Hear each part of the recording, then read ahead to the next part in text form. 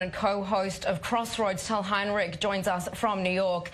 Tal, great to have you. The Pentagon, of course, doesn't believe that ISIS has in fact been defeated. So why is the administration doing this? It's a question that many people in the United States are asking, Tracy. Many Republicans are asking this question. Senator Marco Rubio, Senator Lindsey Graham, yesterday they said that if ISIS is back, then President Trump is the one to blame. But at the same time, we have to remember that this was a campaign promise of President Trump, and President Trump likes to deliver campaign promises. He's announcing it just before Christmas. It's always a good political card to play before the holidays, right? Announcing that we won't have more boots on the ground in a certain foreign country.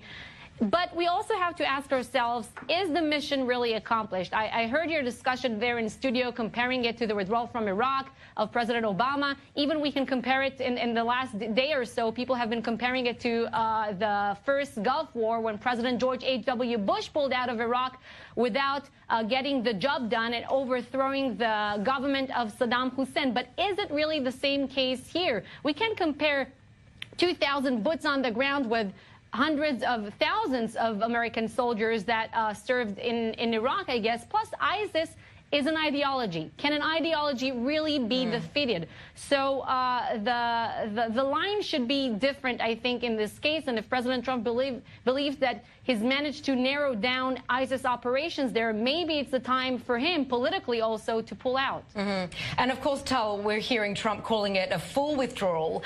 Let's just say even reduced troops, if it isn't a full and entire complete withdrawal, how does it serve the United States by having Russia the strongest force in Syria?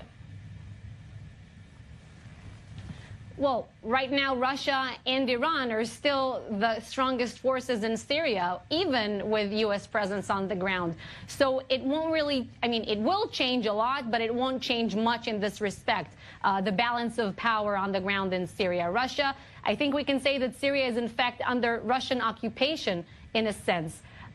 So, yes, President Trump is deciding it, and, of course, it will hamper another interest of the United States, which is keeping the Kurds a U.S. ally. The Kurds have been feeling that they've been stabbed in the back by the United States, that President Erdogan it will be very easy for him to now attack them in the north of Syria. But also consider the timing of this announcement. And it comes after President Trump and President Erdogan of Turkey spoke over the phone, and maybe President Trump got some assurances from President Erdogan that this won't really happen, or it will happen in a different way, not such an extent operation that Erdogan has been talking about for months. So we don't know. Plus, the Kurds, in my personal opinion, they shouldn't be surprised that the U.S. is sort of betraying them, because when they went to a referendum of independence of the Kurds in Iraq, the United States also did not really support them. So the Kurds in Syria shouldn't be so surprised by what they call a U.S. betrayal. Okay, Tal, thanks for that from New York. We'll move back into studio just briefly for a look